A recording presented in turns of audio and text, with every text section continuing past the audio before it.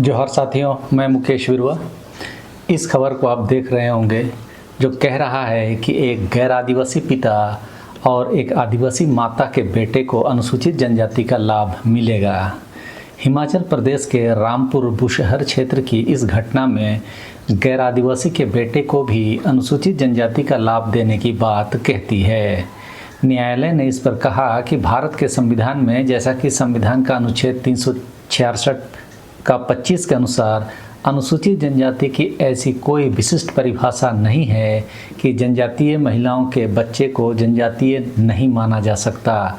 यह टिप्पणी रामपुर स्थित किन्नौर की अदालत ने फर्जी एसटी प्रमाण पत्र पर पदोन्नति लेने के एक मामले में की। अदालत ने मामले के आरोपी शिक्षक की ओर से पदोन्नति के लिए दिए गए एसटी प्रमाण पत्र को सही बताया। यहाँ शिक्षक आदिवासी माँ और गैर आदिवासी पिता की संतान है। शिक्षक यह प्रमाण पत्र 8 साल की उम्र में मां के साथ रहते हुए किन्नौर में बनाया था। शिकायत में इस प्रमाण पत्र को फर्जी बताया गया था, इस आधार पर कि गैर आदिवासी पिता का बेटा अनुसूचित जनजाति के आरक्षण पर कैसे नौकरी कर रहा है। अदालत ने फैसला दिया है कि उक्त व्यक्ति जब 8 साल के थे तब उन्हें अनुसूचित जनजाति प्रमाण पत्र दिया गया। तत्कालीन तहसीलदार ने अनुसूचित जनजाति प्रमाण पत्र में स्पष्ट रूप से उल्लेख किया है कि उन्होंने इसे शेड्यूल्ड ट्राइब ऑर्डर 1950 और अनुसूचित जनजाति एवं अनुसूचित जाति सूची 1965 और हिमाचल प्रदेश अधिनियम 1970 के तहत जारी किया है।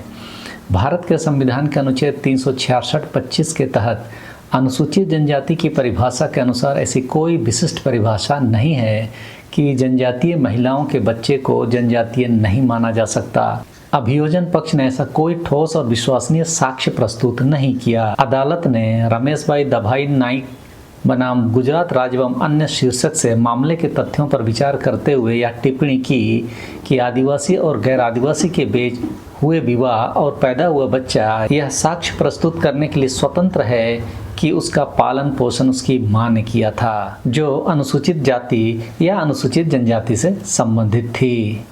इस मामले की शिकायत मार्च 2017 में दी गई थी।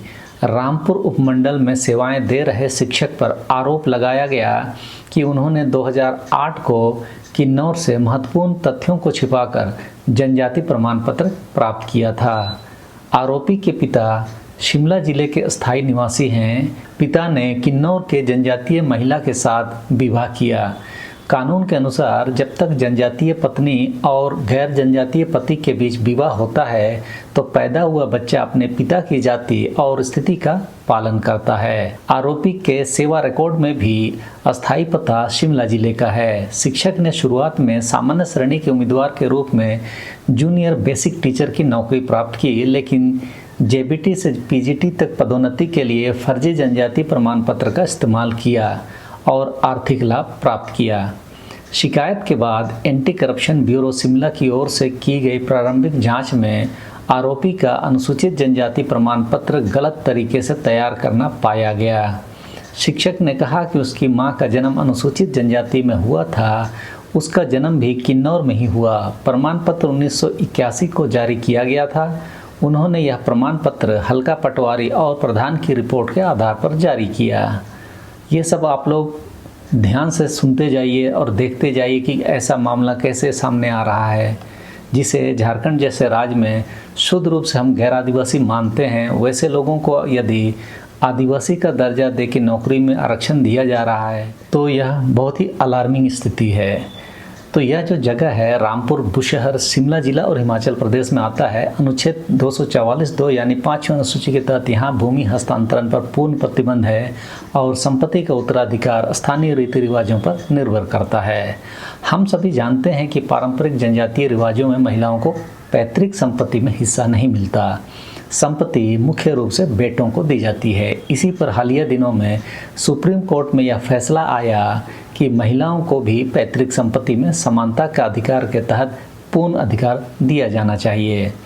उस पर मैंने कई सारे वीडियो अपने YouTube चैनल पर डाले हैं, आप जाकर देख सकते हैं। अब हम यहाँ की कानूनी इतिहास को भी देखने समझने का कोशिश करेंगे ताकि मामला को समझ सकें। 1950 का शेड्यूल एरिया ऑर्डर के तहत जिन लोगों को अनुसूचित जनजाति घोषित किया गया उनके ऊपर में हिंदू उत्तराधिकार अधिनियम को लागू नहीं किया गया। कई संशोधन भी हुए, लेकिन आदिवासियों को हमेशा छूट दी जाती रही। 1965 में हुए संशोधन में भी आदिवासियों को उत्तराधिकार के संबंध में हिंदू कानून से छूट पूर्णतः दी गई, लेकिन कुछ चीज़ें स्पष्ट नहीं की गई। उसी तरह 1970 में हिमाचल प्रदेश अधिनियम के तहत जनजातीय क्षेत्रों में संपत्ति हस्तांतरण पर प्रतिबंध लगा, लेकिन उस अधिनियम में भी उत्तराधिकारी पर स्पष्ट व्याख्या की कमी रह गई। ये उत्तराधिकारी पर कमी जो दिखाता है, ये शायद हर एक आदिवासी समाज में है, क्योंकि हम लोग बहुत सारी चीज़ों को लिखते नहीं हैं, मौखिक परंपराओं पर चलते हैं, जिस कारण से हम लोग को लगता है कि हमारा परंपरा ऐसे ही है। लेकिन जो कोर्ट है, कई सारे संस्थान हैं, वो तो ये सब चीज़ें नहीं जानती है। तो जो स्थापित कानून देश में चल रहे हैं, उसी के आधार पर तुलना करती है या देखने की कोशिश करती है। 2017 में सुप्रीम कोर्ट ने आदिवासी इलाकों में उनके रिवाजों को प्राथमिकता दी थी, लेकिन स्थानीय कोर्ट के द्वारा इस तरह के फैसले उसकी सीमा को चुनौती दे रहे हैं। हालांकि हालिया फैसलों में भी सुप्रीम कोर्ट ने महिलाओं को पैतृक संपत्ति पर पूरा अधिकार देने की बात कही है। इस फैसले से हिमाचल के दूसरे जनजातीय क्षेत्रों पर भी व्यापक असर पड़ने की संभावना है। जहाँ तक संविधान का अनुच्छेद 366(25) की बात है, तो यह कहता है कि अनुसूचित जनजाति का अर्थ उन जाति हो या जनजातीय समुदाय हो या उन जनजातियों या जनजातीय समुदायों के भागों या समूहों से है जिन्हें अनुच्छेद 342 के अंतर्गत संविधान के प्रयोजनों के लिए अनुसूचित जनजातियां समझा जाता है।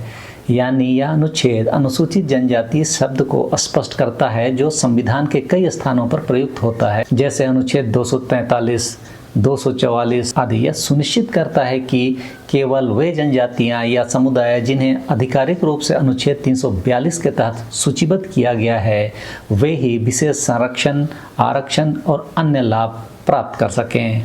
जनजातियां या जनजातीय समुदाय से तात्पर्य उन समूहों से है जो सामाजिक, सांस्कृतिक और आर्थिक रूप से पिछड़े हैं, जिनकी आदिम विशिष्टता विद्यमान है, जिनकी संस्कृति विशिष्ट है और दूसरों से भिन्न है, जिनकी भाषाएं और जीवन शैली मुख्य धारा के समुदायों से अलग है, जिनका स्वभाव संकोची है और जो लोग भौगोलिक रूप से अलग थलग जगहों में निवास करते हैं तथा आर्थिक रूप से पिछड़े हैं, उनके लिए जनजाति शब्द का इस्तेमाल किया जाता है।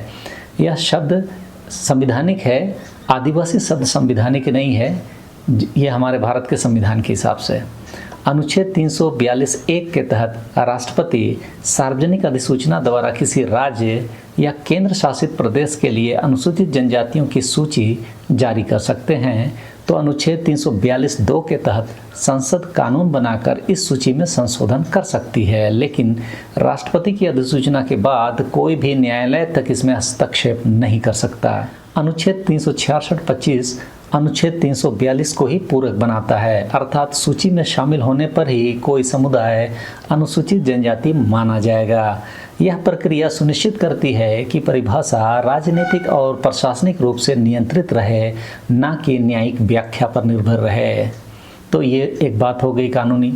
अनुसूचित जनजाति या आदिवासी शिक्षा, नौकरियों, विधायी निकायों जैसे लोकसभा और राज्य विधानसभा में सीटें आदि में आरक्षण प्राप्त करती है। साथ ही 5वीं और 6ठी अनुसूची के तहत विशेष प्रशासनिक व्यवस्थाओं की भी हकदार होती है। किसी भी समुदाय को अनुसूचित जनजाति में शामिल करने के लिए जो भी प्रावधान है, जो भी प्रक्रिया है, उसके बारे में विस्तार से मैंने कुर्मियों से संबंधित वीडियो में बता चुका हूँ। आप वहाँ जाकर विस्तार से जानकारी ले सकते हैं। अनुसूचित जनजाति की सूची में शामिल होने के लिए कई समुदाय दावा करते हैं, लेकिन प्रक्रिया लंबी है और जटिल है। 2025 तक भारत में 700 से भी अधिक अनुसूचित जनजाति हैं, जो कुल जनसंख्या का लगभग 8.6% हैं। गैर आदिवासी पिता और आदिवासी माता से जन्मे बच्चों को कई फैसलों में पिता की जाति में प्राथमिकता दी गई है, जिससे ऐसे बच्चे अनुसूचित जनजाति के लाभों से वंचित रहे हैं, यानी उनको अनुसूचित जनजाति का दर्जा नहीं दिया जाता रहा है। वास्तव में यह प्रथा पुरुष प्रधान समाज की प्रधानता को दर्शाता है, लेकिन कोर्ट ने हाल के वर्षों में इसे लचीला बनाया है, खासकर यदि बच्चा मां के समुदाय में पला बड़ा हो। साधारणतः अधिकांश राज्यों में एसटी स्टेटस पिता की जाति के आधार पर ही निर्धारित होता है, लेकिन कुछ मामलों में मां का प्रभाव भी माना जाता है। एक महत्वपूर्ण टिप्पणी में सुप्रीम कोर्ट ने कहा कि इंटरकास्ट या इंटर ट्राइबल मैरिज में बच्चे की जाति पिता से विरासत में मिलती है, लेकिन यह अनुमान है, ना कि कठोर नियम। इसको ध्यान से समझ लीजिए। ये जो हम लोग कहते हैं कि बच्चा पिता का जाति ही लेता है, यह कोर्ट कह रहा है कि यह एक अनुमान मात्र है, कोई कठोर नियम नहीं है। यदि बच्चा माँ के समुदाय में रहता है तो अपवाद संभव है। इन सब फैसलों के पीछे कोर्ट ने एसटी स्टेटस का दुरुपयोग को रोकने, लेकिन लिंग समानता को बढ़ावा देने को प्राथमिकता दिया है। मैं आपको उन सब विषयों की जानकारी दे रहा हूं जो अदालतों में आदिवासियत के बारे में जो टिप्पणी आ रही है, निर्णय आ रहे हैं, उसकी जानकारी हम आप सबको होनी चाहिए। एक मामला है रमेश भाई दवाई नायका बनाम स्टेट ऑफ गुजरात 2012 का है। इसमें गैर आदिवासी क्षत्रिय पिता और जनजाति मां से जन्मे बच्चे को नौकरी में एसटी का लाभ लेने के लिए आवेदन करता है, तब उसमें कोर्ट ने फैसला किया कि इंटर ट्राइबल मैरिज में बच्चे का पिता की जाति का अनुमान होता है, लेकिन यह अपवादों के साथ है। यहाँ बच्चा माँ के समुदाय में पला बड़ा, इसीलिए एसटी स्टेटस का वह हकदार है। साथ ही पुराने फैसलों को गलत व्याख्या भी कहा। जी परमाशिवान वर्सेस राजेश 1998 में गैर आदिवासी पिता और आदिवासी माता से जन्मे बच्चे पर कोर्ट ने पिता की जाति को प्राथमिकता तथ्यों के आधार पर दिया। बच्चे को अनुसूचित जनजाति का सदस्य नहीं माना गया।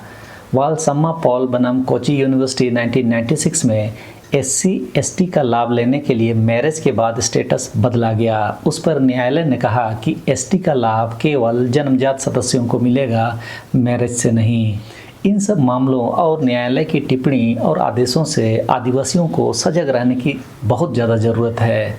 हम लोग आदिवासी समाज के लिए गर्व महसूस करते हैं, लेकिन अपनी भाषा, संस्कृति, प्रकृति के साथ संपूर्ण जीवन शैली इत्यादि को आज हल्के में लेना शुरू कर दिए, जिस कारण से हमारी जो आदिम विशिष्टता है, जो हमारी भिन्न संस्कृति है, जो हमारा संकोची स्वभाव है, जो हमारा भौगोलिक अलगाववाद है और जिस तरह हम आर्थिक रूप से पिछड़े हैं, उसको हम माननीय न्यायालयों और विभिन्न संस्थानों में सही ढंग से प्रस्तुत नहीं कर पा रहे हैं, जिस कारण से फैसले हिंदू उत्तराधिकार अधिनियम के इर्द गिर्द घूमने लगे हैं।